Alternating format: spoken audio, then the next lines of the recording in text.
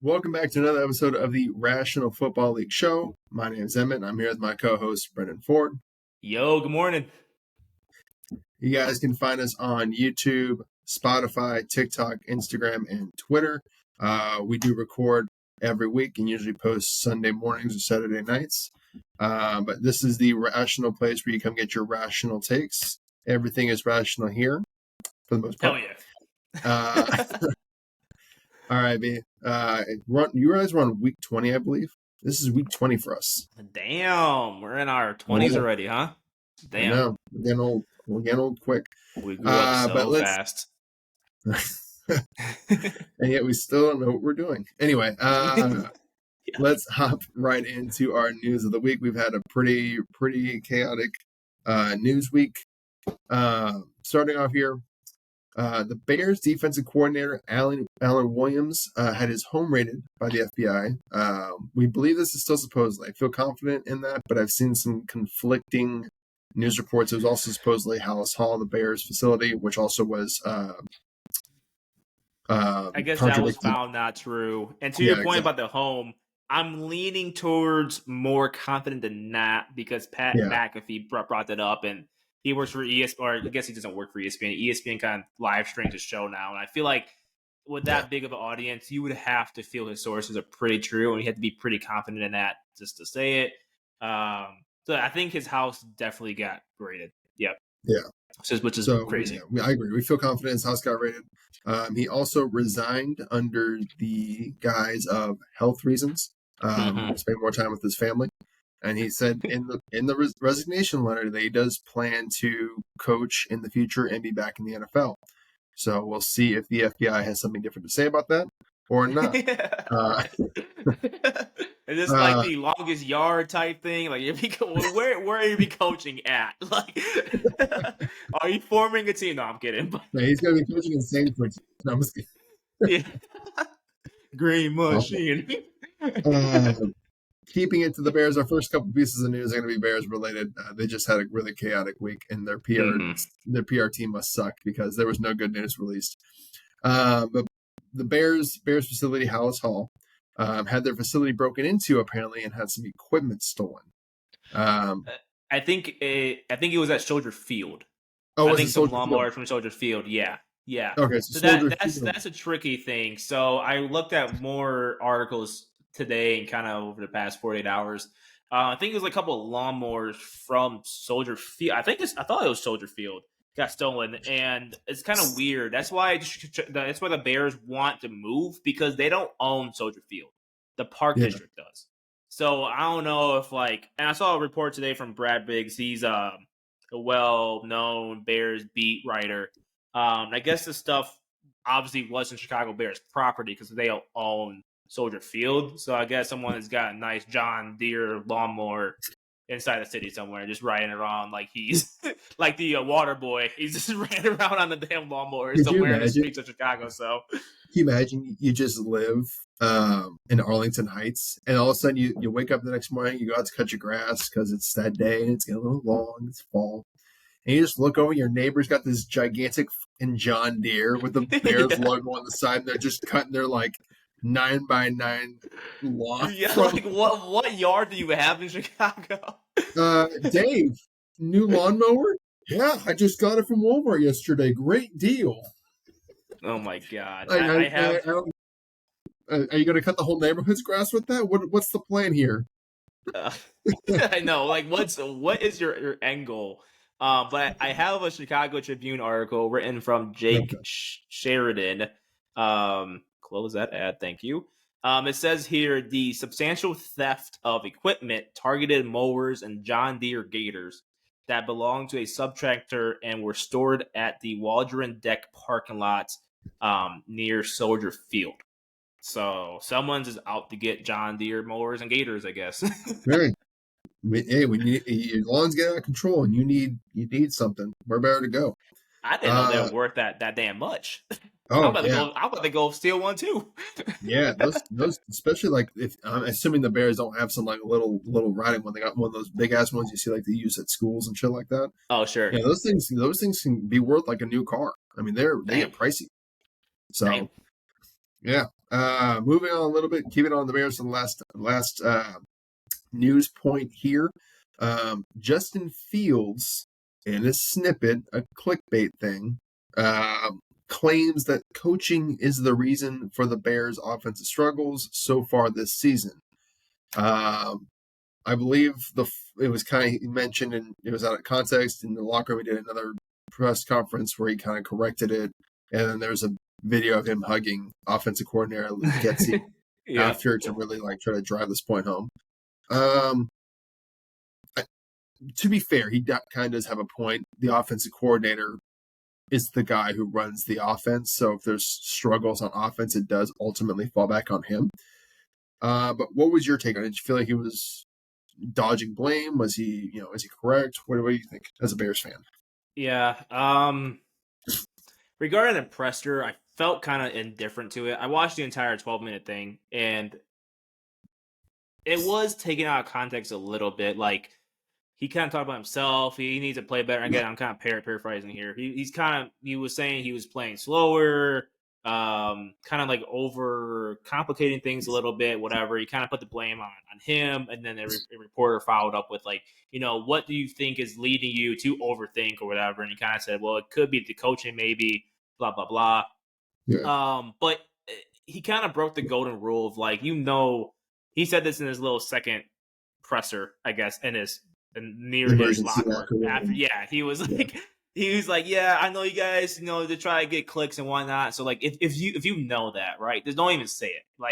Don't even bring that up. And then the other side of it too is the media, especially us fans, we want players to be honest. So it's kind of sucks when now him and other players too, you saw Tom Brady do the same thing, they give this bland responses, oh, yeah, it was my fault. Yep, it wasn't there. Yep. So, it sucks because it's a double-edged sword, right? He's damned if he do, or damn if he does, damn if he doesn't, right? He can be honest, yeah, it could be the coaching, or it could be oh, it's on me, it's whatever. I don't know, dude. And I know a lot of people are mad too, oh, I hate Fields now. He didn't take accountability. And if you watch him, if you were watching him over the past couple years, he never really fingers point. He always takes the blame for himself.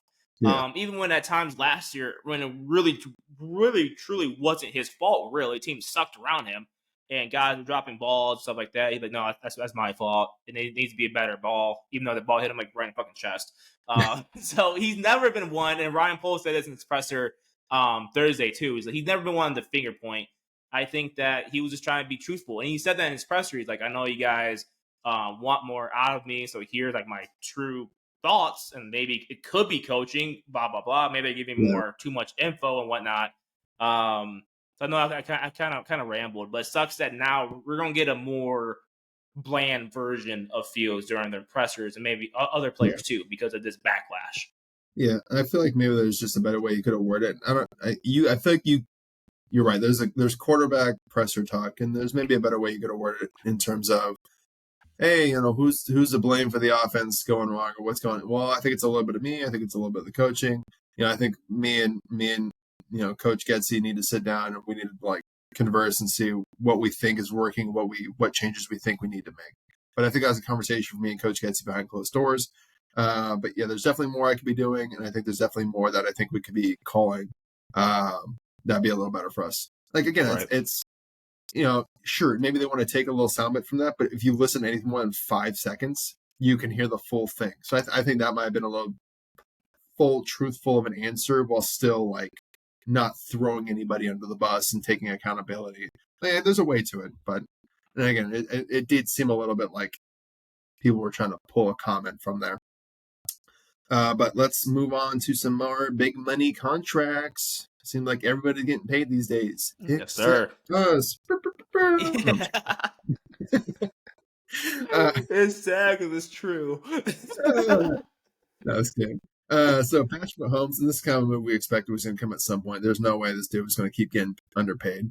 Yeah. But Patrick Mahomes and the Kansas City Chiefs have agreed to terms on a restricted contract that will pay the quarterback $210.6 million between 2023 and 2026. So it's not a new contract. It's more of a structure that's going to include more money for him, and I think it bumps him up to near the top 5 or within the top 5 of highest paid quarterbacks. It's also the largest amount anyone's been given for a 4-year span, I guess it was included in the article as well.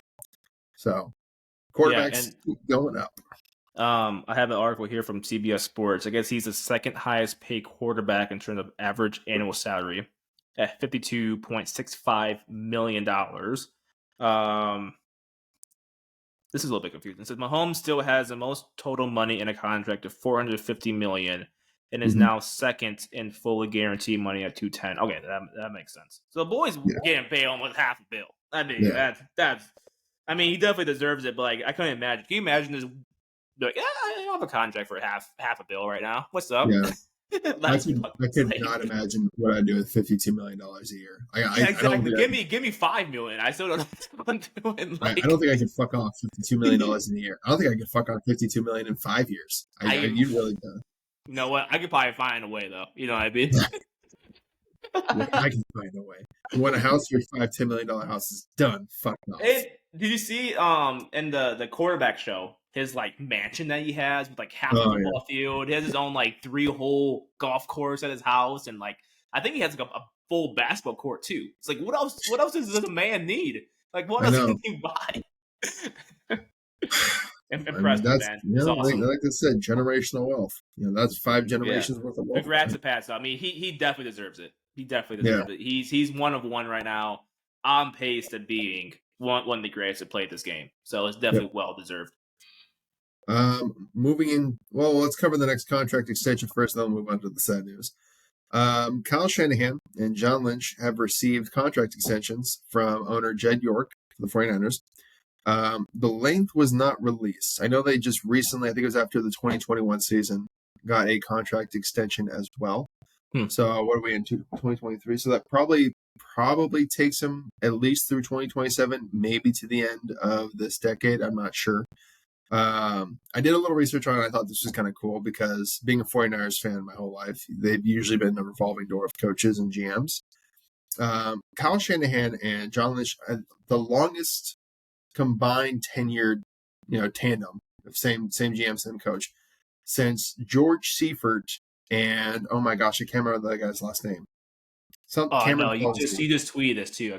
Cameron Palsy from 1991 to 1996. So it's been, what is it, 30 years since they've had the same GM and coach for that length.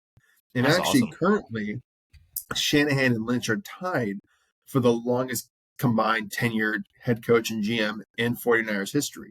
I believe it's after next year. There's never been a head coach and GM that have been in the facility at the same time longer. That's awesome. I think, Bill Walsh was under a couple different GMs, or he was a GM at one point.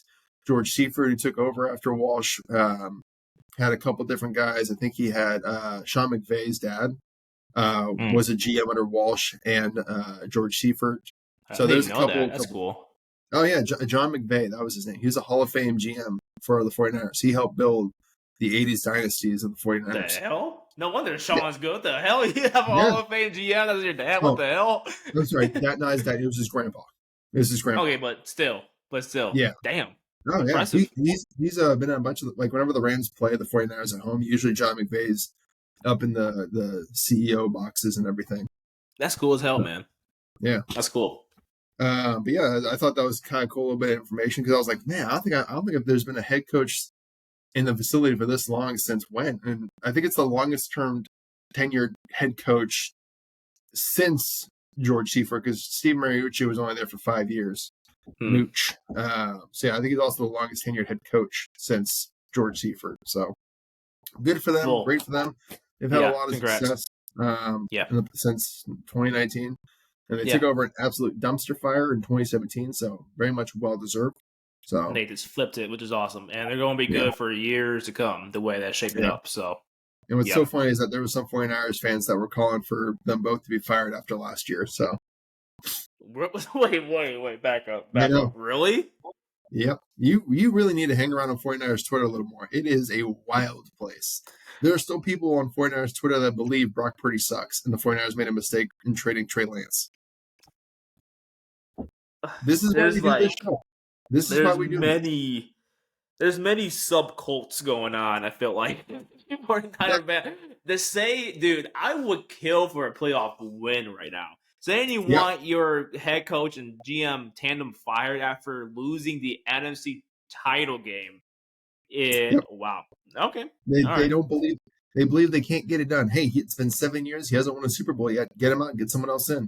I'm like, I don't think that's how that works. I don't think you can just plug Wow. and play someone else. And they like, do people realize there's only one Super Bowl winner every year? Only one. I mean, again, That's it's wow, I'm actually dumbfounded. I, I mean, I know. I guess that's a testament to the um 49ers tradition, I guess, right? I Yeah, guess kind of fans yeah. got spoiled over the years, but I would kill. Like I would seriously catch first degree murder for a damn playoff win right now. So like It's, people, what the hell? I know. It's wild. Wow. It's funny because it's usually a little bit of like the older 49er fans. That kind of seems like the guys that were around for like the 80, 83 through 95 era, golden era of 49ers football. Because back then, like, they didn't have a losing season. Like, that was the standard, that was the expectation. You had Hall of Fame quarterbacks, you had Hall of Fame receivers, Hall of Fame defenders, everything was Hall of Fame. Guys didn't leave the building. And then, now they're like, well, it's not good enough. You got to win the Super Bowl. It's like, well, let's rewind the clock a little bit here and think about what we had in 2016 where we couldn't win a fucking game. So, My let's God, dude. relax. But yeah, I'm happy with their work. I'm glad I get to turn on a 49ers game every Sunday or Thursday, apparently, and watch a great product on the field. I know all the guys' names. You can buy their jerseys. Some of them are going to be in the Hall of Fame. And I mean, that in itself is a great feeling. So Yeah, it is. let's move on to the sad news. Couple injuries to report. We'll start off with the worst one that we saw.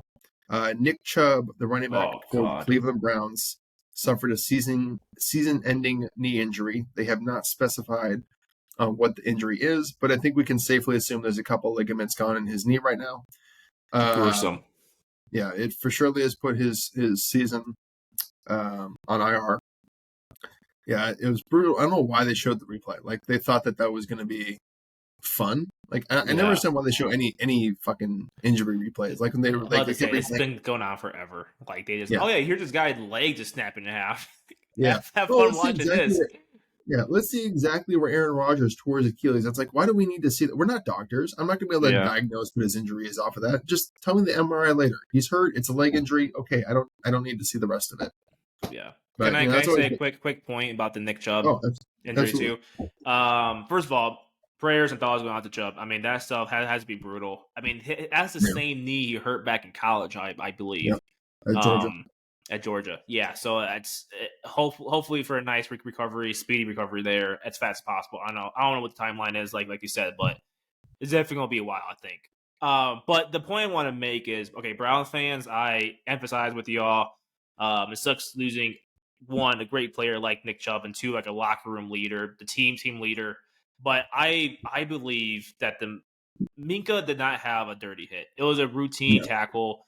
I want to bring this up because I see a lot of Browns fans on Twitter. Oh, he should be suspended. That was clearly dirty. Blah blah blah. From a guy who used to play safety, like you're damned if you go high, right? Yeah. You damned if you go low. I mean, like it's a common tackle. Minka did not try to blow up his knee. And I mean that's just it sucks, but that's also football. I mean that stuff happens. Again, like if he went high, right, he could have got like a head injury. Could have I don't know. So point being that tackle, that play was not dirty. I'm sorry, guys. I saw one stupid reaction because there's always got to be some knee jerk reaction to these kind of things.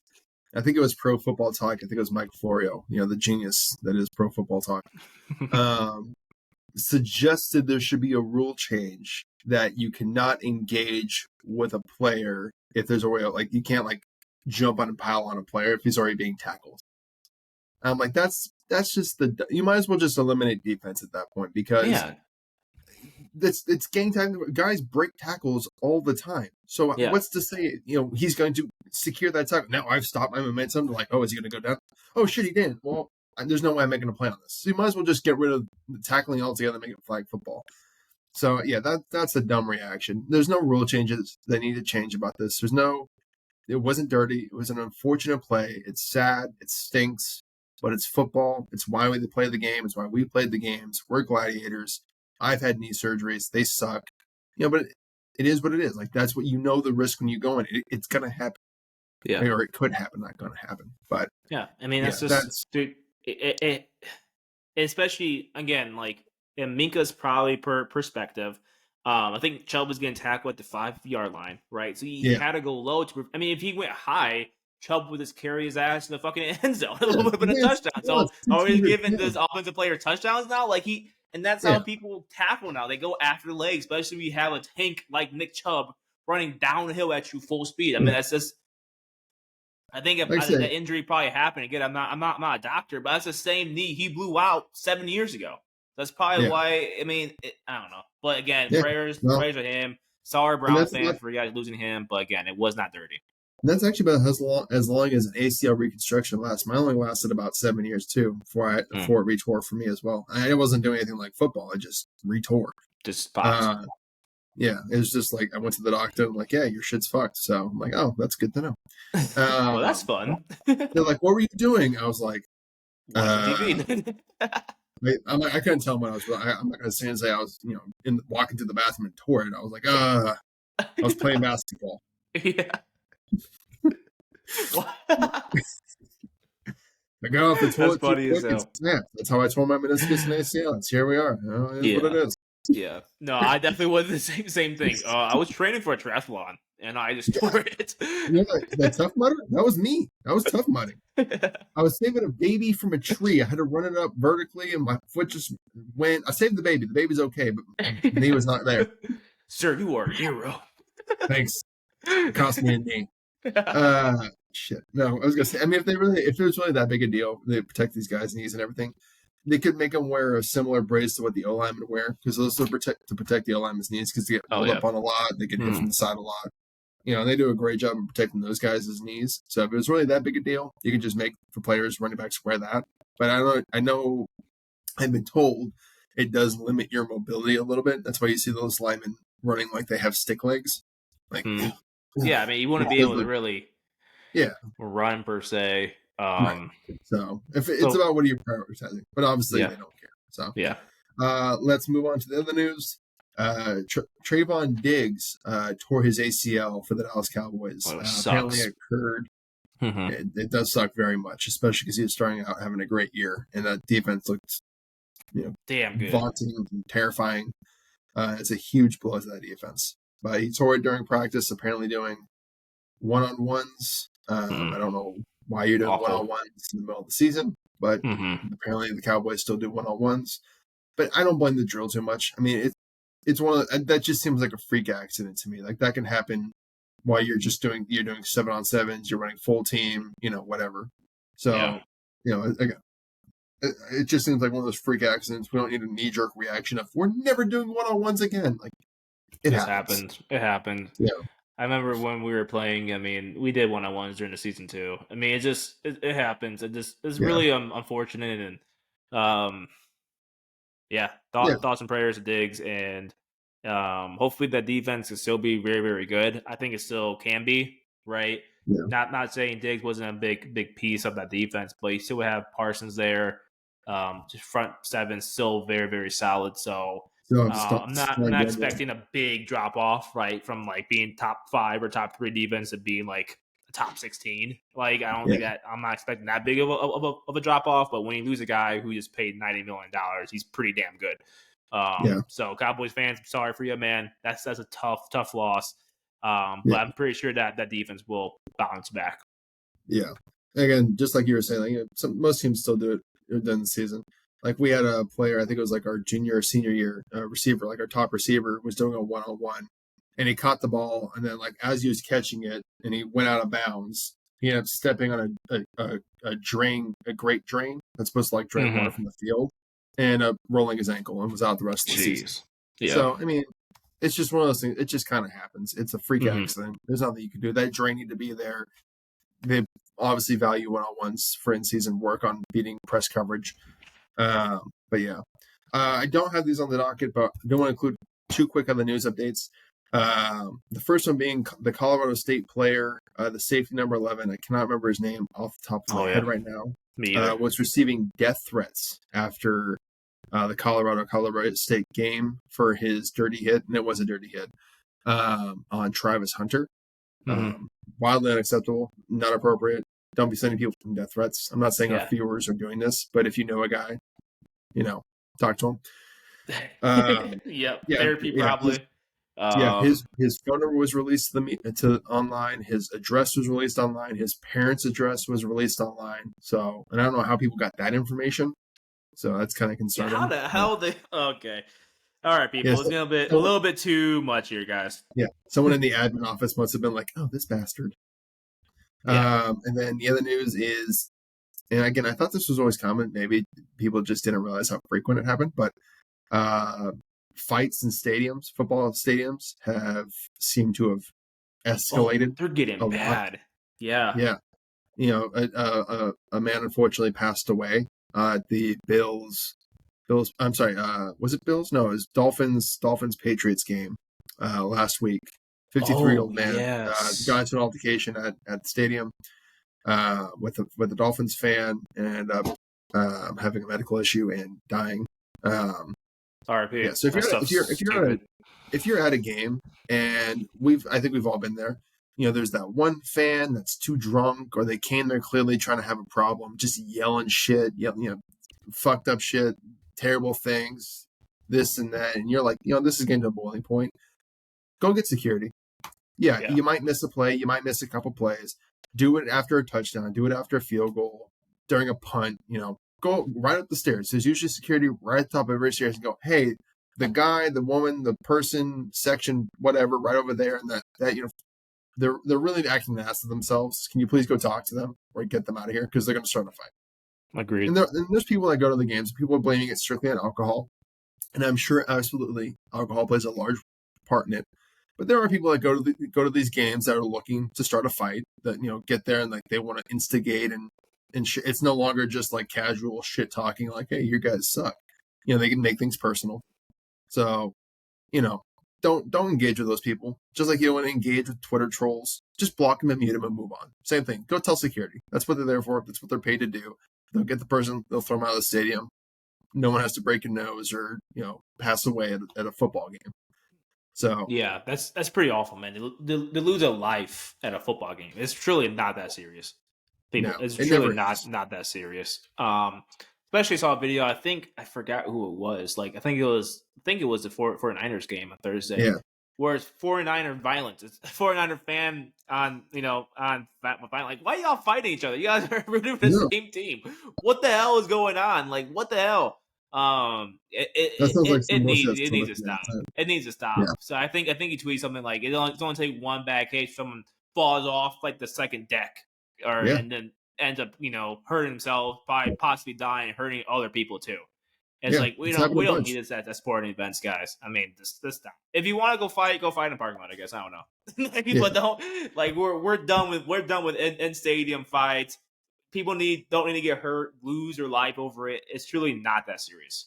Yeah, it's happened at Giants and Dodgers games before. I remember it was like probably 6 or 7 years ago now. A fight broke out in a Giants-Dodgers stadium game. I think it was at LA Stadium. And a dude went over the rails, died. Damn. Again, like I say, it's never that serious. I get it. There's heated rivalries. I get it. Maybe you had some outside drama like, hey, you didn't pay me for these tickets that we bought, whatever. Go ahead and tell security. Just go tell security. Yeah. Hey, this person's acting a fool. This person's making a mess. This person's doing this. It's clearly they're instigating shit. Can you please have them removed? And they'll go remove them. Or they'll go talk to them and be like, hey, you need to calm it down or you're going to take it out. I remember I went to the 49ers-Packers game, preseason game last year, and it happened. There was I remember it was a 49er fan or a Packer fan that came to the game. Clearly, it was just him and one other person, and clearly came only with the intention of starting shit. But the minute he sat down, he was just yelling things at everyone else around him. Someone got security. He was gone by the middle of the first quarter. They just came down and said, hey, you can just grab your shit right now. You're leaving. Mm-hmm. He was gone. Made it much pleasure. That's the way it should happen. Yeah. Made it a much more pleasant experience to watch the game after that. Yeah. Perfect. All right, let's head right into our games of the week. We are recording this Saturday at 9:47. We don't have the ESPN scores pull up in front of us. We did do some college picks. We're in a little behind in filming, so we are still going to let you know our college picks real quick. We won't go into a full analysis on why we picked them, just because, but we are going to do it for fun. Game 1 is Ohio State versus Notre Dame. Ohio State's favored by 3, and ESPN's giving Ohio State a 66% chance of winning. B, who are you taking? For this game, I'm going to take the Ohio State money line. I do think it could be a close game, so maybe Notre Dame +3 could be a good play for you guys from a gambling perspective. But I'm gonna go ahead and take the Buckeyes that went outright. I'm taking that money line. Yeah, I'm going to take Notre Dame. I like the quarterback situation a little bit better. If I'm just comparing the quarterbacks, I trust Sam Hartman a lot more than McCord right Kyle. now. Yep. Kyle McCord right now. Seen more experience, so I would take Notre Dame. I think he's going to open up the run game for them. So Notre Dame for me, Ohio State money line for B. Moving on, Colorado versus Oregon, heated game. Oregon's favored by 21, and ESPN's giving Oregon a 94% chance of winning this game. Bill, I'll let you go first for these. I'm going to take Colorado +21. I don't think I think Oregon's gonna win, but I'm banking on the fact that Prime and the Buff Boys can go ahead and lose by less than 3 scores. Could be throwing money away. I mean, that 21-point spread seems high. I think it opened up at 24 and it went down 21 throughout the week. But I'm gonna go ahead. I'm gonna ride on the hype train. Give me Colorado +21. Yeah, I mean, I kind of agree that in terms of they need to not get blown out. You can't get blown out and then go face USC next week. You need to put something on tape that makes it look like you're a competent team. I do think the dream ends for Colorado this week. I think they take the first loss. They go 3-1 to USC. I give Oregon the points again. I think the quarterbacks you can nitpick and debate about who's better. Maybe Shadur Sanders is a little bit better. But the overall roster talent, I'd definitely give to Oregon. So because of that reason, I'd take Oregon. I don't know if it's going to be a blowout. I don't know if it's going to be close, but I'm just going to take Oregon. Yeah.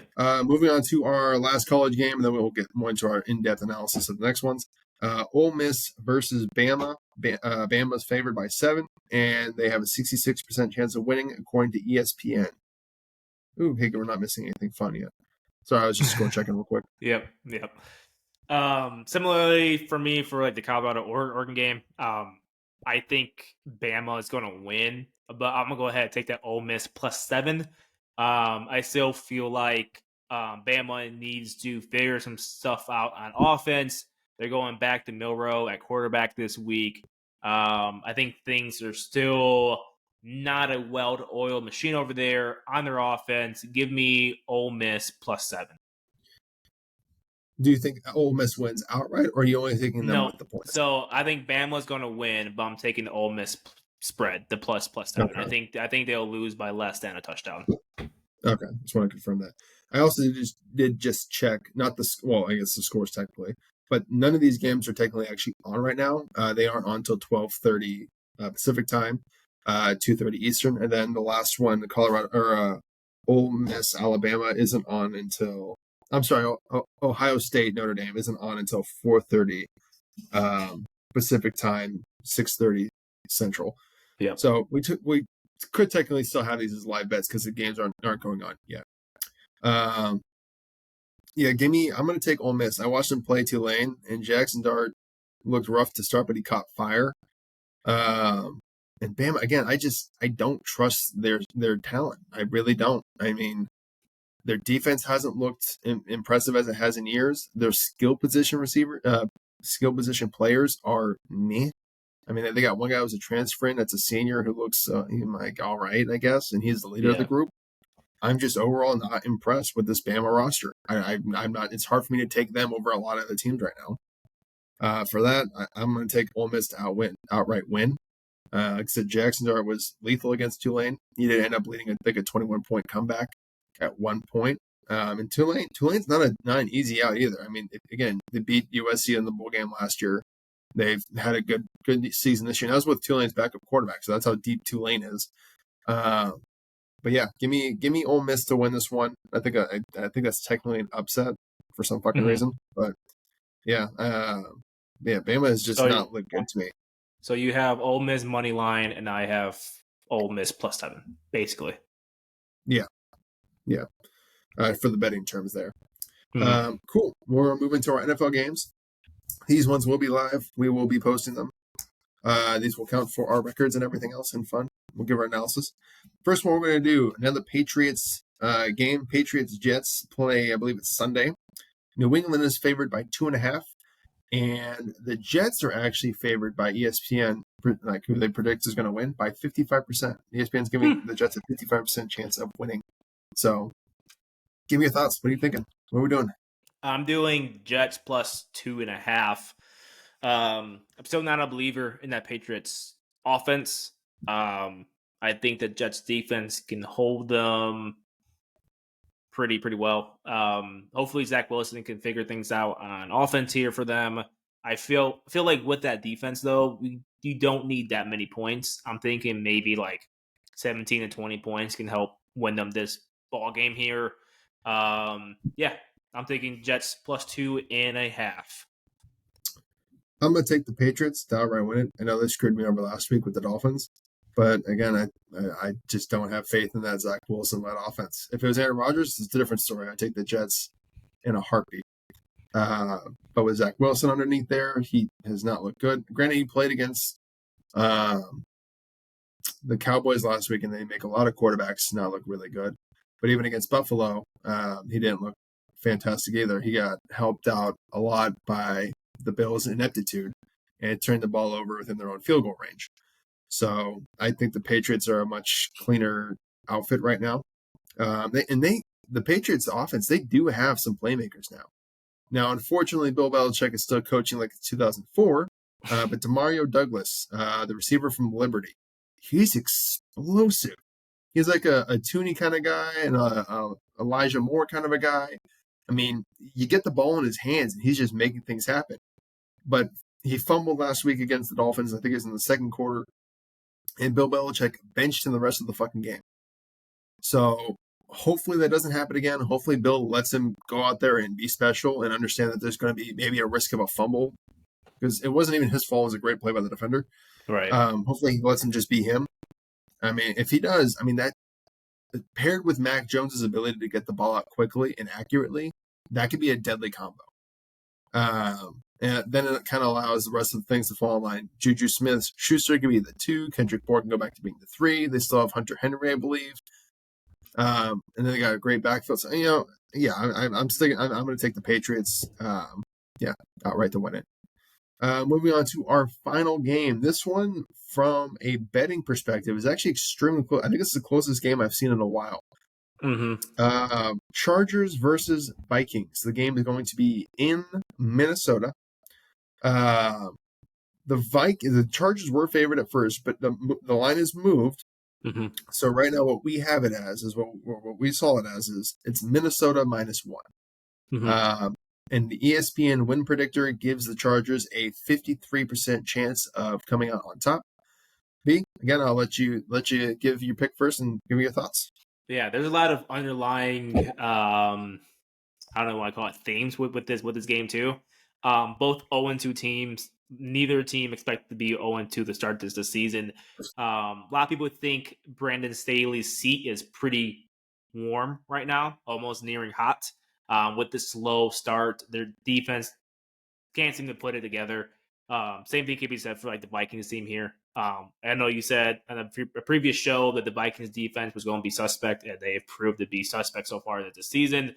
And then I also saw probably not much merit to it yet, but the Vikings could be in almost tank season if they go 0-3 or 4 to start the season, and maybe they try to dump off Kirk Cousins somewhere else since he is in a contract year and kind of restart that offense next season. So a lot of underlying tones here for this game. It looks like a lot of a bigger game from outside in because you look at the records, like they're both 0-2 teams. Why does this game matter?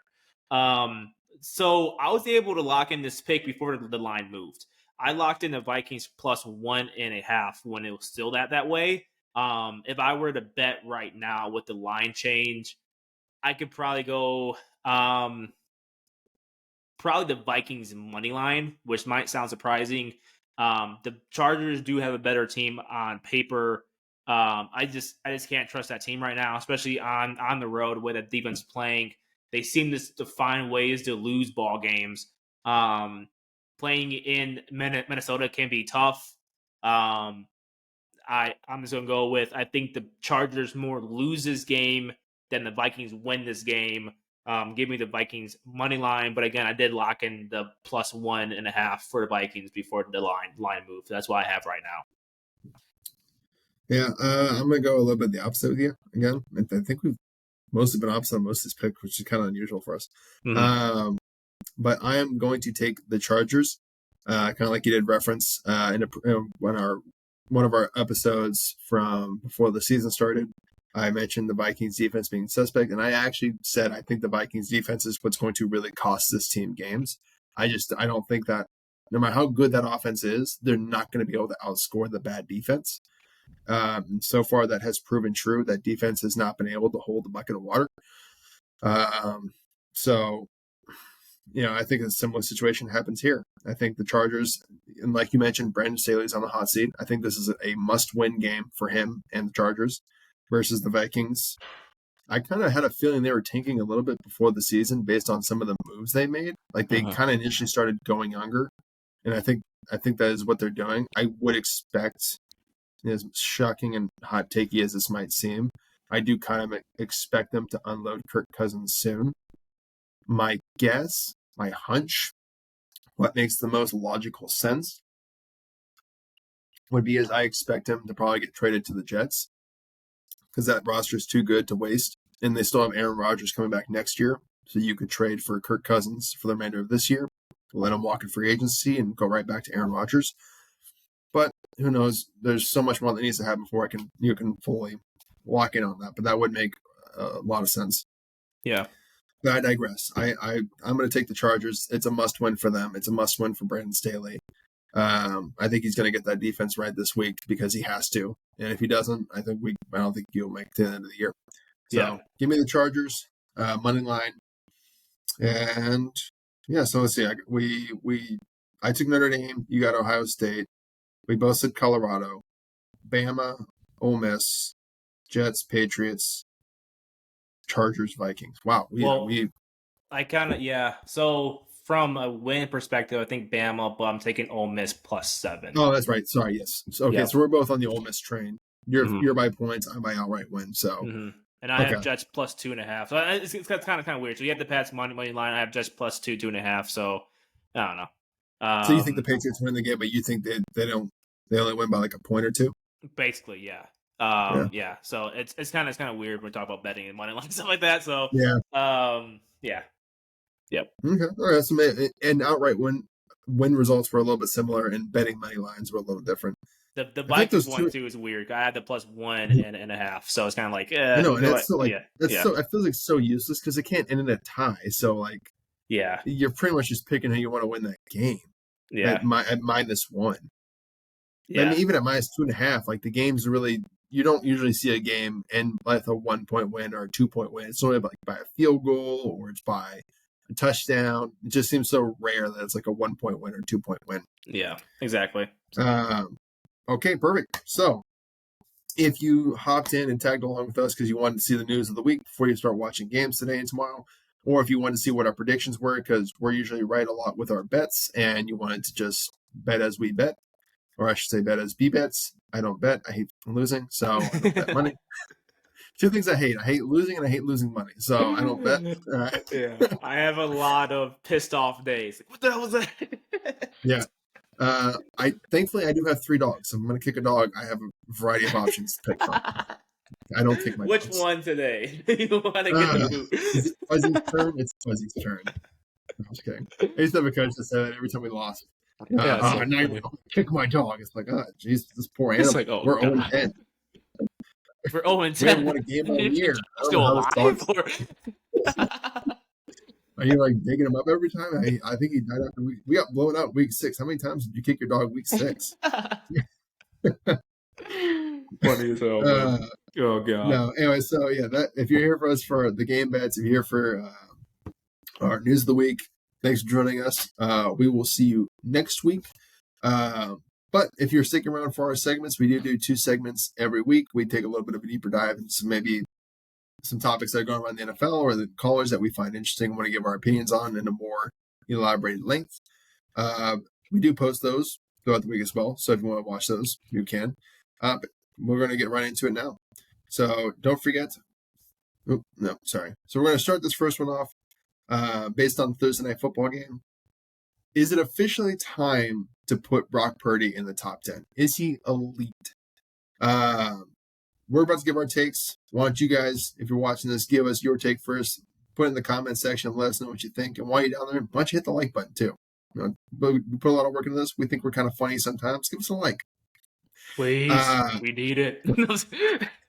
We are dying for your like. I need to feed my family, please. We'll do anything for a like. If anyway, 5 likes. I know, we just wasted 15 seconds for you guys' time. Anyway, Brock Purdy top 10. Is he a top 10 quarterback? I'm gonna say no. I'm gonna say no right now. I think he can get there, but I'm gonna say no right now. As we kind of talked about before, I'm more of a like let's not get ahead of ourselves. Let's be a little patient. Let's hold on. I think he has. That's scary to say. I think he has the potential to get there. I think he doesn't have a whole lot of elite physical traits, but I think his mental processing power, the way he's able to see the field all at once, to know what the right answer is, to know, hey, it's time to get rid of this ball, or it's time, hey, this out's going to be open. He throws every pass with such anticipation that, if he keeps going on this way, he's already starting to kind of get a little bit of a discussion into, is he going to be an elite, is he going to be in the MVP conversation? Which I've seen a few people have that discussion now. So I wouldn't put him there yet, but I definitely think it's fair to say he's in the top 15. I can't see 15 better quarterbacks than him right now. But B, let me. I'm obviously a little biased. I'm a 49ers fan. B, let me give your outside opinion on this. Yeah, I think he is in the top 10 as of right now, and kind of for the same reason. I can't say. Well, maybe he's kind of on the border, like maybe 11, 12, but for sake of our argument, I'll put him top 10. The way he's playing right now, it's hard to pick 10 quarterbacks I'd rather have more. Like it's, you have Mahomes, you have Allen, you have Burrow, you have Jackson. Who am I missing? Tua, Herbert. I think the fair question, if we're gonna look at it, is, would you take him or Dak? Would you take him or Cousins? Would you take him or Trevor Lawrence, as we're starting to get down to maybe more like the bottom? Yeah. Would you take him or Aaron Rodgers right now if you're getting more to like the 7, 8, 9, 10 range? Yeah, that's fair. Some of those names you listed, I'm iffy on. Like, I probably would take a Dak, but Kirk Cousins versus Purdy was a pretty good conversation, right? Yeah. I like Cousins too. So again, like he's kind of either he's not having me thinking. Maybe he's right outside the top 10 then, as my final answer. Maybe he's like 11th, 12th, maybe 10, 10.5. You know what I mean? 10.5. Maybe he's like right there. I think by season's end though, he will be. I think that he has no signs of slowing down. A lot of people say, QB or wins aren't QB stat, whatever, which I guess there is 10 other players on an offense plus a staff. So I guess you can't put all the weight on the quarterback position, but we all know quarterback is judged by the record. And sure, the 49ers team is stacked, but he does play a big role in them winning games and keeping the offense moving. He wins games. He wins ball games. And I can't count that against him, even if his talent around him is good. I mean, he gets the ball out of his hand quickly. He keeps the offense moving. They scored 30 points every game so far this season. I mean, it's tough to say it's just only because of the talent around him. It's part of him too. And again, he can read the field. He can his mental processing is up there. And he look at his lines. He's never has crazy numbers, but you saw this past Thursday, he threw for 300 yards. So he can easily throw for 300 yards if it's called upon him, but they have a strong running game. And again, I can't fault him for that. Sorry, it looks like you're about to say something, Emmett. Yes, sorry. I was just looking up a little bit of information real quick. Yeah, and again, I know a lot of people are going to be screaming in our comment section, or they've been screaming on Twitter. Well, he's not a lead. He's Jimmy G 2.0. Oh, it's a scheme. It's this. It's that. And I want to clarify on some of that stuff and help elaborate and show why we're talking about him in this way. So, starting with the Jimmy G comparison, because that's the obvious. Jimmy G is a good quarterback. I know we don't like to say it, but he is a good quarterback. His Jimmy G specializes in getting the ball out quickly in that 10 or less yard range, which it's fine, but sometimes it can cause an offense to go stagnant when you're not getting the yards of the act that you need. Defenses start creeping up more. You miss a throw and you don't feel comfortable challenging it further down the field. That's the problem with Jimmy G. It comes with the Jimmy G. He's never going to take a deep shot. He doesn't like taking the deep shot. And the intermediate routes, the 11 to 20 yard range, he's not great at. He's good. He's not great at. Brock Purdy is great. I think I saw a stat the other day. He's completed about 90% of his throws in that 10 to 20 yard range. 90% is a ridiculous number. That is higher than any other quarterback ever. I mean, 90% is what you expect to complete on screens, swing passes, short routes. Like that's 90%. That's what you expect. Usually that intermediate range gets to about 50 to 60% range. And the deep shots are like, 20 to 40%. So the fact that he's completing what's supposed to be, layups at almost the 3-point line is insane to think about. So that's the Jimmy G comparison. As for the talent around him, all quarterbacks have talent around him. We don't knock Joe Burrow for having Jamar Chase and T. Higgins. We don't knock, Jalen Hurts for having A.J. Brown and Devontae Smith. We don't knock Patrick Mahomes for having Andy Reid and Travis Kelce, and he had Tyreek Hill. We don't knock them for that. We kind of almost praise them for it. Mm-hmm. So it's just the thing. He's in the situation he is. And for people saying that, well, Shanahan schemes him up. Yes, Shanahan is a great play caller. He's a great offensive schemer. He's great at what he does. He's not perfect, guys. Most of the time, it's not what Shanahan's doing. It's what Purdy's doing. When you see a guy run, like there's a play in the game Thursday where Debo was just by himself in the middle of the field, no one around. That's Shanahan. When you see that, that's Shanahan. Whenever you see a guy catch a ball and there's just no one around him, Shanahan did that. When you see a guy catching the ball with a dude draped on his back, that's Purdy. That's if you're just looking for a simplicity, not breaking out play by play because you don't want to know the analytics of everything. If you're just watching as like a casual person, that's how you can tell. When a dude's by himself, Shanahan. When a guy's surrounded by people and he still catches the ball, or Purdy throws a fucking dot like the one to Debo, that's Purdy. That's not Shanahan. And even I don't want to sit here and shit on Shanahan. I'm not trying to sit here and spread a wildfire. But Shanahan doesn't have the greatest passing concepts. Like he's not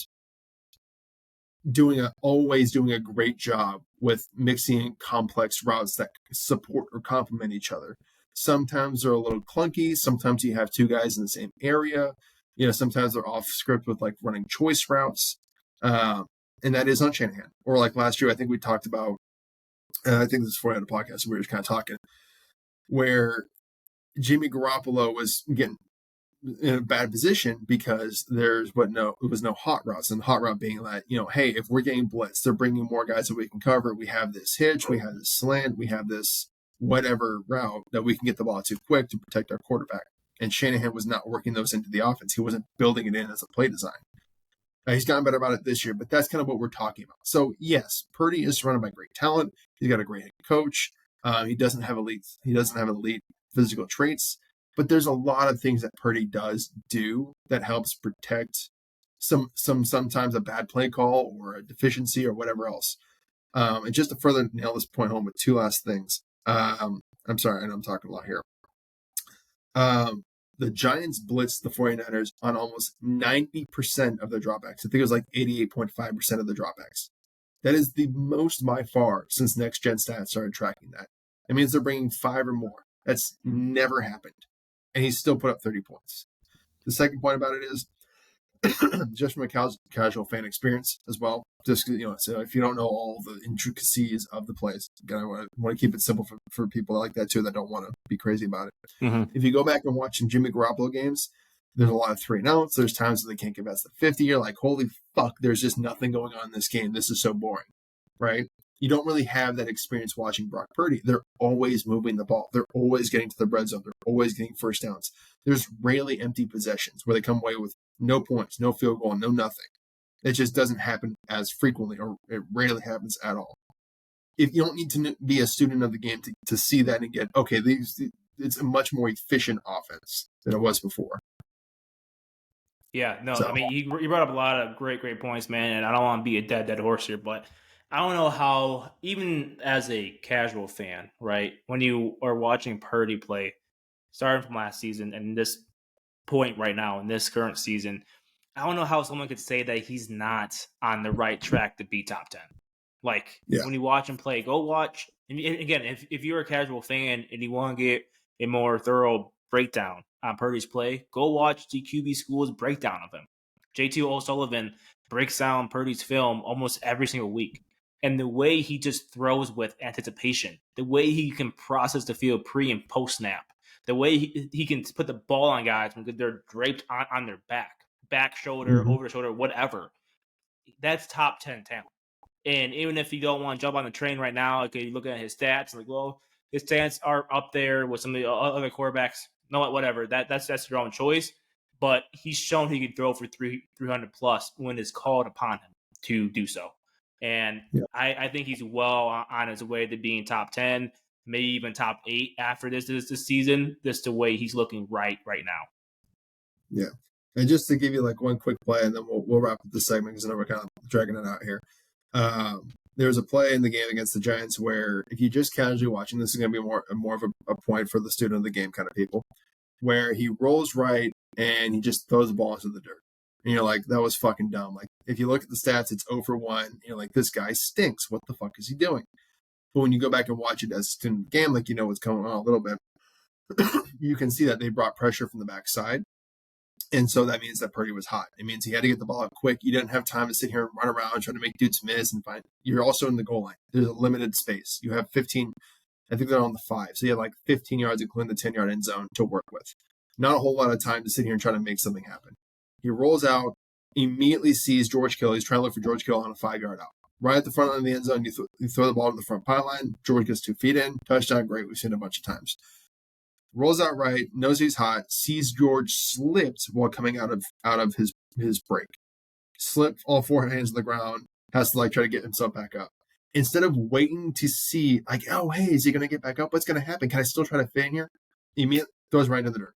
Says, nope, this isn't going to good. Throws right into the dirt. Doesn't try to force it to the corner route behind it. Doesn't try to look back and see, hey, maybe there's something over here. I can throw it across the field. The immediate process, the minute he saw it hit the ground, just dump it. Is a great play because you can't take a sack in the situation because then it could back up at a field goal range. It makes the next play call pretty much useless because now you're 3rd and goal from the 16. It's such a smart play, but it doesn't show up on the stat sheet. It doesn't show up in a highlight tape and go, well, what this? If he doesn't make that play, he takes a sack there instead, like Jimmy Garoppolo might have done. You're now further back in field goal range. 3rd and goal is useless. You might as well just run the ball and try to see what you can get and kick a field goal. It's plays like that separate him from the 15 and below. You know, he's the just Daniel smart. Jones the Daniel Jones where he's trying to fit a ball somewhere he shouldn't. Yeah, kind of a play. Yeah, I love Brock. I think he's going to do great things. Not even this season, but for his entire career. Yeah. So I'm curious to see how it continues. But I don't want to put him in the top 10 yet. But I really am curious to see. He has my full intrigue on what's going on. It's the most fun I've had watching 49ers offense. It feels like forever. They're averaging 30 points a game with him, which is leading the league. Last year would have led the league, and over the full course of the season, I think it would lead the league. So, again, thank you for watching that segment. If you're here for just this one, we really appreciate it. Again, leave us a comment. Tell us what you think. Is Brock Purdy top 10? Can he be top 10? Or is he getting too much hype already? Let us know in the comment section. Also, give us a subscribe and a like. If this is where we're losing you, it's been great hanging out with you. We'll see you guys next time. For those sticking around with us for our next segment, we will be moving on to a topic. Let me pull that right back up. I'm so sorry. Oh, this is a fun one. I forgot this was our next segment. This is a little wordy one, so I'm going to try to figure very, out. Very long. Okay, that's what it is. Yeah. So, we're going to look at who our top 3 quarterback prospects for the 2024 NFL draft would be. We are not going to, or are we going to include Shedeur Sanders in this one? I think we might as well include him and then use that footnote of he might not go this upcoming season. But I feel like we have to include him. His dad pretty much came out and said he's not going to declare for this one because he doesn't want to be number 2 to Caleb Williams. Yeah. So, well, I mean, it's also early. Yeah, I don't know. Yeah. I mean, like his dad said that, but it looked like Shedeur was like, I don't know. So towards the end of that clip, my own opinion. And I'm always a fan of like, dude, even if you're ranked second, you don't know what next year is going to bring. Like, I'm always a fan of go get your money now because again, heaven forbid like an injury happens, or what if he just slips? Like, what if he just doesn't have a strong season for whatever reason? I don't think that would happen. But okay, so let's do this then. Top 3 quarterback prospects for the 2024 NFL draft. We're going to break them down real quick. We're going to try to see if we can't keep this within our 5-minute segment. Unless, I mean, it's always a fun topic, so it might go a little bit over. But before we get started, tell us what you guys think. Is Shedeur Sanders going to declare for the 2024 NFL draft, or is he going to go back to college for one more year? Tell us what you think and why you're down there. Again, don't be afraid to give us a like. Maybe hit the subscribe button. We're pretty fun. I like to think we're funny sometimes, and we do talk about some cool topics. Also, it really does help us out a lot, and we'd really appreciate it. So, yeah, tell us what you think. Shedeur Sanders, 2024 NFL draft, or will he be the number 1 overall pick in 2025? But for right now, let's get right into this. Give me your top 3 quarterback prospects for the 2024 NFL draft. Who do you think goes 1, 2, 3 there? Yeah, and I think this is going to be kind of like an ever-changing thing, as it should, right? It's week, what is it? What are we right now in college? Week 5? 4? No, I guess technically because of the 0 week. Yeah, but for most teams, it's like week 3 or week 4. We're almost to that midway point. A lot of stuff's going to change from here on out. A lot of stuff changes too postseason, right? When we get the combine and pro day process, a lot of stuff will change. But as of right now, I have Caleb from USC at number 1. I have Sanders at number 2, and then I like Penix Jr. at number 3 out of Washington. I think they're having a strong, start to the season. I'm buying that Sanders stock right now. I know we have a rank list from the College Football Report Twitter account. They have Sanders listed at number 6 right now. I'm full on buying that stock. I think he has a fair arm in terms of arm and strength, but again, talking about what we talked about with Brock Purdy, I think his processing is great. I think he can move enough in the pocket and make things happen. And I think maybe it's just me, but I hold winning as a good factor too. Like he just wins games, no matter it was at the HBCU level, which he played great talent there too. Now, I mean, we talked about this earlier, but playing Oregon USC here, they might get a reality check. But I still think he's going to come up with a strong game. I like him. And Penix Jr., this dude has been slept on. He was slept on last season. He's putting up Heisman numbers this season. I'm intrigued to see more of the details of his game. I walked a little bit of the QB school breakdown of him. He kind of has inconsistent footwork sometimes. Sometimes his accuracy is a little bit off. But he's putting up Heisman numbers right now with that Washington offense. It's tough to, argue with him as at least the 3rd best quarterback right now. Some people have him as like the 2nd best, as this College Football Report rankings has him as the 2nd best.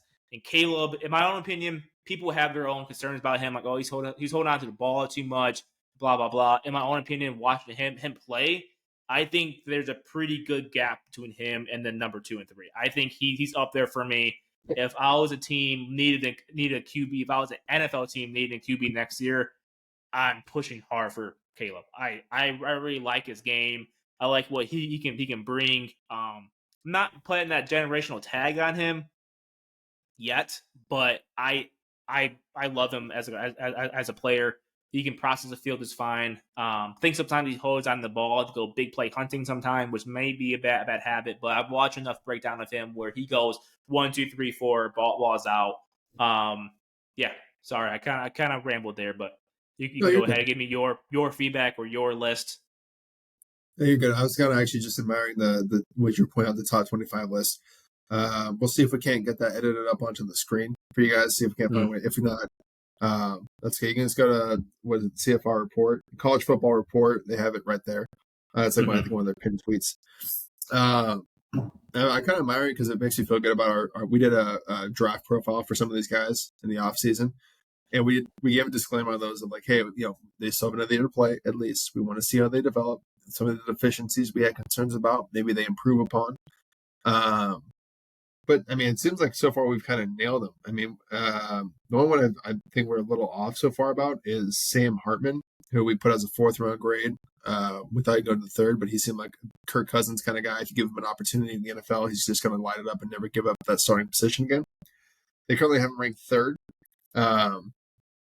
Just a disclaimer on that video as well, we did mention it was really hard to grade him because the Wake Forest team was so fucking bad, and the competition. I'm sorry, I misremembered. The talent they were okay. Yeah, they were okay. The O line was special. Actually, we kind of were admiring their O line. He had always had clean pockets, but the talent they were playing was so fucking bad. It was like, is it that he's so good, or the talent or the defense is so fucking bad? Mm-hmm. Well, it seems like the question might have been a little bit answered for us. Apparently, he was so fucking good. Jesus. You said Caleb Williams, Michael Penix Jr., and then Shedeur Sanders. Flip 2 and 3. I have Caleb, Sanders, and then Penix Jr. Okay. For me, Caleb Williams number 1. I have not watched a whole lot of film on him. I have not watched a whole lot of USC games. Some of the highlights I see kind of actually do concern me a little bit because he's turned down, to use that term, some open guys to try to like force something bigger. And it was against schools like Nevada. And I'm not sure you can do that. I know you cannot do that in the NFL. Like Patrick Mahomes was able to do it for the first year or two, and now he can't even do it anymore. Teams have figured out how to wrangle his ass in. So you just won't be able to do that. So that's the only concern I have about him, but I haven't watched a whole lot of the tape. He seems like he's got a special arm talent. Seems like a great dude. He seems like he's got that it factor. For me, it actually is kind of close with Michael Penix Jr. and him because I have been able to watch a decent amount of Michael Penix Jr., and he has to have the best deep ball in this entire draft. Everything he throws past 20 yards is just a freaking dot. It's exactly where it needs to be. 50 or plus percent of the time, which is an excellent number. That offense is scorching teams so far. Now, again, they haven't played any stiff competition, so take it with a grain of salt. But he has been lighting it up. He's always had an answer for everything the defense has tried to throw at him. I know there's concern about Boise State week 1 because the head coach for Boise was a former defensive coordinator for Oregon, so people thought that was going to stump him. It didn't.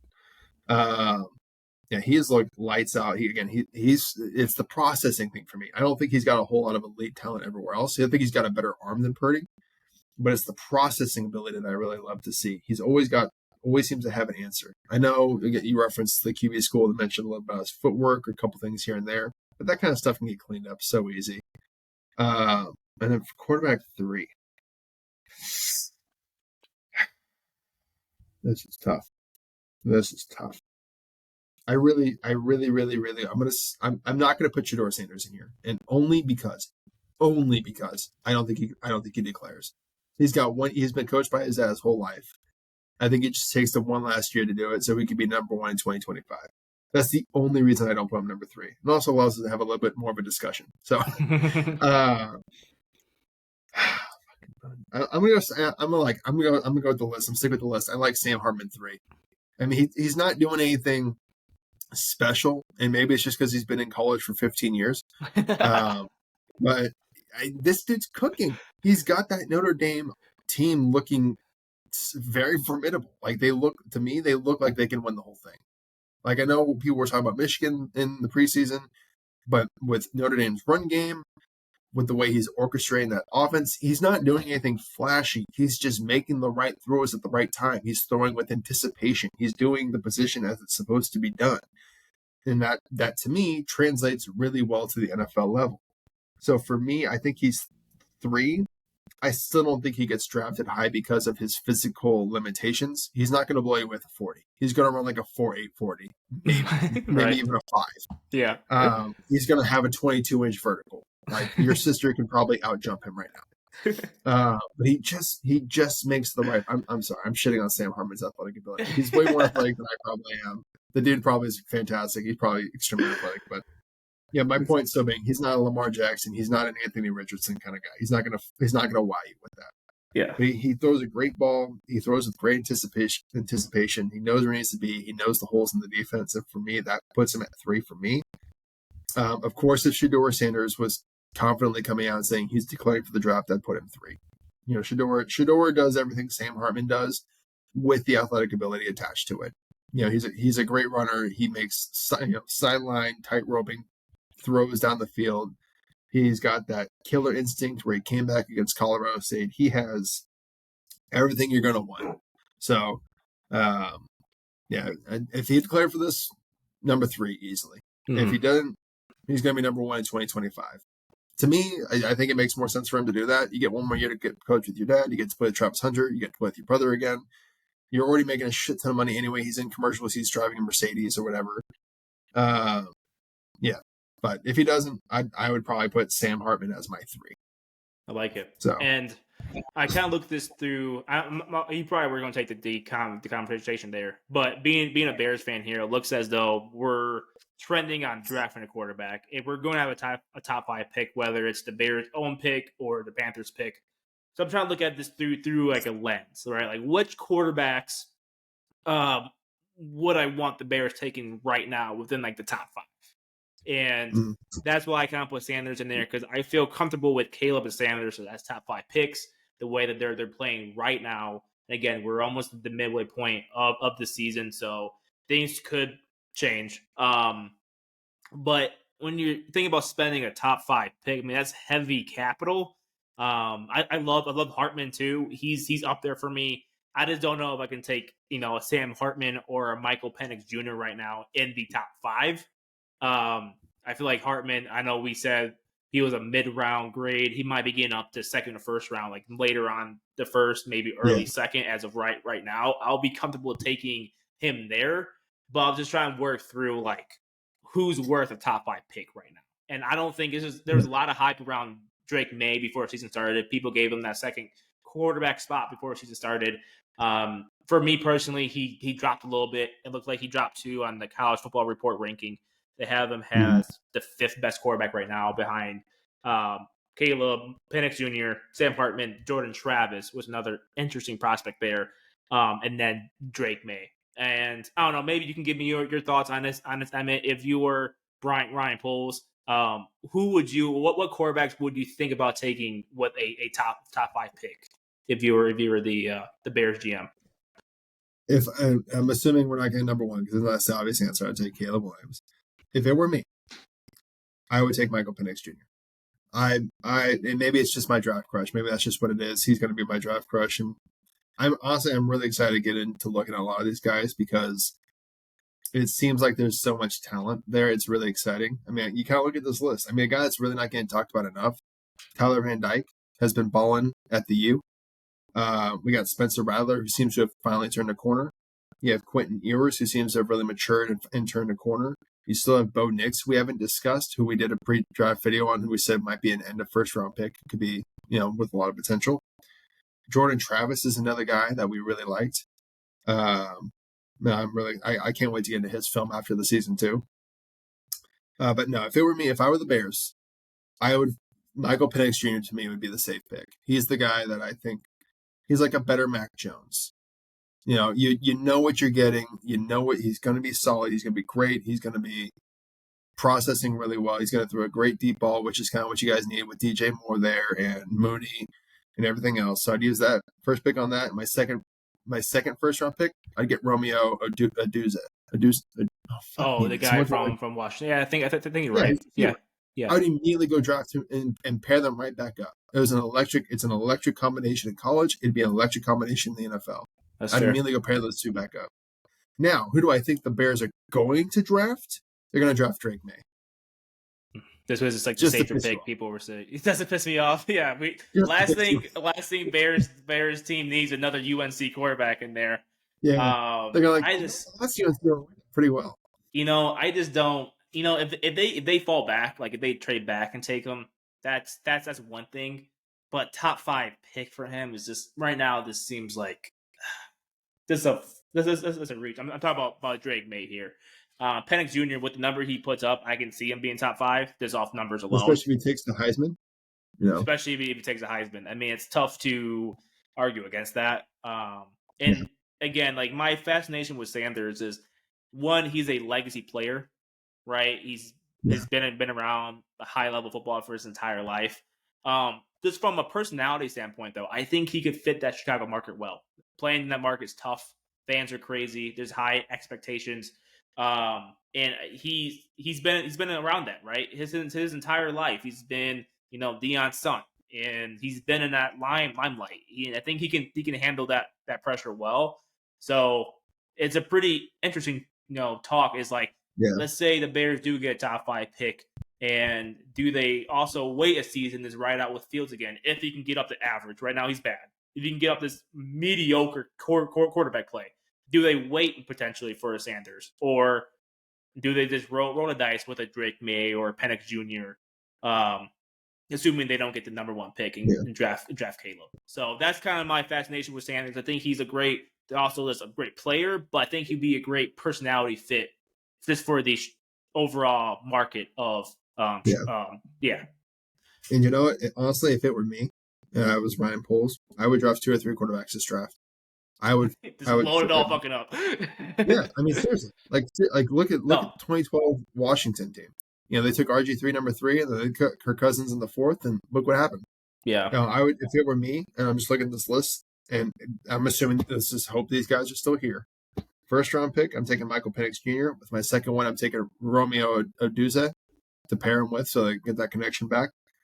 In my later 3rd or 4th round pick, I might take Dylan Gabriel out of Oklahoma, who's been putting up electric numbers and really isn't getting talked about at all. And then in my 5th round pick, if I had another one, I would really try to hope and see if Tyler Van Dyke is still there. If not, it is what it is. Maybe Spencer Rattler falls, or whatever it is. But I would try to I'd probably get 2, at the very least 2. I was if there's a 3rd one I still liked, I'd probably get 3, but at least 2. And again, to people watching going, wow, that's fucking ridiculous, dude. What are you talking about? That's so stupid. That's not how the NFL works. I mean, it's happened. And look at Brock Purdy. They didn't draft Brock Purdy thinking he was going to be the next great quarterback. They drafted him to be a 3rd string kind of guy, and it took off. Yeah. It's better to, especially when you look at the Bears situation and their history, it's better to insulate the position rather than to just take a lottery ticket. I'd rather have 2 guys there that I drafted and go, hey, if one doesn't work out, we got this other guy that we still, we felt confident enough to draft and see if he pans out. But at the very least, the Bears need average quarterback play right now. Because they haven't had that since, Jay Cutler, maybe. Mm-hmm. You at least need average quarterback play. And if you draft 2 guys, the chances of you getting that from one of them is significantly better than if you have to just bank on one. Yeah. So, and I would be 100% in agreement with you, but taking 3 or 4 if the entire roster was not shit. Like, there's still proven to be lots of holes on that team. I'm down for 2 quarterbacks though. I like that strategy. I mean, I'll be happy if we could get a Penix Jr. or Drake May, I guess, in the 1st round, and then take, if Hartman's still there in the 2nd, take Hartman. I think that would be the safe play. And again, I'm not for the Bears fans here. I'm not preying on Fields' downfall here. I hope he figures it out. I've been a Fields fan since 2019 for a long time. It's definitely my favorite player, but we just have to be honest. He's not playing well right now, and he's trending towards not being a quarterback of the future. So, again, this will be a revolving topic, I bet, as the season goes along, as, week by week, if someone has a bad game or whatnot. So, but yeah, those that's kind of our thoughts there. Yeah, like I said, and it just seems like I will wrap it up because we're getting into a lengthy segment here. To me, it just makes the most sense. That way, because you're not going to bring in a veteran guy that's going to compete for the starting job. It's not a fair competition. You're not actually evaluating the position. bring in two guys, two rookies that you don't have a history with, that you obviously drafted, so you must feel confident in them, and let them battle. Let them go to town. Let them see who is actually fucking better. That way, when you're putting a guy out there, you're getting the best quarterback and not a guy you have to play because you drafted him high. Right. But yeah, I definitely think whatever quarterback you take first, depending, get their star quarterback, get their star receiver. Like if Sanders does declare and Hunter declares, draft them both. 5 and 9, whatever your selections are. If you get Caleb Williams, I don't know who USC's top receiver is right now. But hey, minute you draft him, get him on the phone. Hey, dude, who do you want in this draft? Again, it's if they're drafting number one. At that point, you probably have a lot of time you can talk to him and just say, hey, we're taking you number one. Tell us what we want, because who you want as receiver, because we have number two and we want to pair you with the guy that you want. Tell us. And it's what they did with Joe Burrow and Jamar Chase. Said, hey, who do you want us to draft for receiver? And they're like, I'm like, give me Jamar. All right, cool. Here's Jamar. Yeah. It worked out well for them. Yeah, it did. They're putting up record numbers too. So I like that strategy. Again, I'm intrigued to see how this whole thing plays out. There's a lot of different factors here. Fields play being the number one factor. If he can right the ship, then it's whatever. But if he kind of is trending downward like how he is right now, I'm intrigued to see how Ryan Poles and his staff kind of evaluates this QB class and see what happens. Yeah, and I'm really excited to watch this QB class. I can't wait for us to get to the offseason. We get to review their tape. We're going to try and do the all 22 of them and get a real good feel for them. It looks like, just on paper, it looks like such a solid QB draft. A lot of guys are making the right moves. A lot of guys are turning things around. Like Quentin Ewers, I was concerned about. Spencer Rattler, I was concerned about. And they both seem to have flipped the page. So it's going to be a really, really exciting draft. And I'm kind of curious to see which guys actually declare for the draft and which ones don't. Because it's going to be so stacked. There's going to be some guys that are going to be like, fuck it, let me just go back to college for one more year so I can get a better draft grade. But that will wrap up that segment. Again, why don't you guys go to the comment section, tell us who your top 3 quarterbacks are. Let us know why you're down there. Give us a like, give us a subscribe. It helps us out a lot. It lets us do what we love to do here at the RFL show. Helps keep our takes rational. And thank you for joining us. This has been week 20 for us. Again, I cannot believe it's already been 20 weeks that we've been doing this. But until next time, check us out on Twitter, Instagram, YouTube, TikTok, and I think that's it, YouTube. But it's been Emmett. It's been my co-host B. We'll see you guys later.